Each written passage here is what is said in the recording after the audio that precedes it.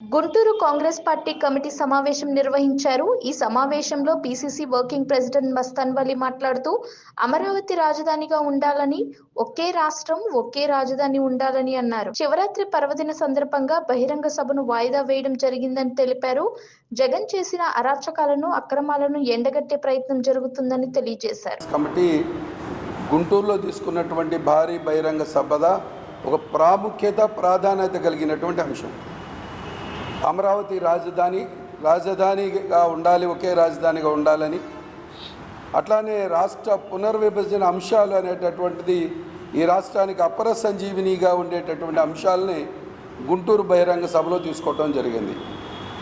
అకస్మాత్తుగా మాకన్నా ఈ యొక్క శివరాత్రి అనేటటువంటి పండగ రావటం వల్ల చాలా చోట్ల నుంచి శివరాత్రికి ఒకరోజు ముందు, ఒకరోజు తర్వాత, శివరాత్రి రోజు కూడా జాగారాలు ఉంటాయి.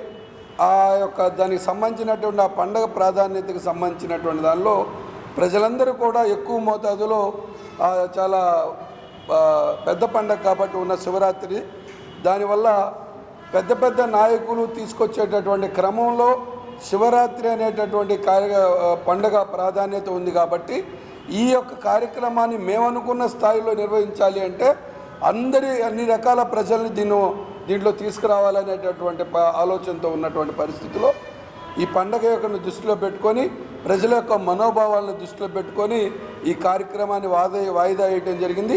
తప్పకుండా ఈ అంశాల మీద ఇంకా పెద్ద పెద్ద నాయకులు కాంగ్రెస్ పార్టీ యొక్క ఎజెండా ఏదైతే రాజధానికి కట్టుబడి ఉన్నామో అది అమరావతి రాజధానికి కట్టుబడి ఉన్న అంశం కానీ, రాష్ట్ర పునర్విభజన అంశాల్లో నరేంద్ర మోడీ గారు ఈ తెలుగు ప్రజలు చేసిన మోసం, జగన్మోహన్ రెడ్డి గారి వంచన, చంద్రబాబు నాయుడు గారి యొక్క రియల్ ఎస్టేట్ బ్రోచర్ వ్యవహారం, వీటన్నింటినీ కూడా ఎండగట్టడానికి తప్పకుండా చాలా పెద్ద కార్యక్రమం ఉంటుందని మీ ద్వారాగా తెలియజేస్తూ కార్యక్రమాన్ని వాయిదాకి చింతిస్తున్నామని చెప్పి తెలియజేస్తాం.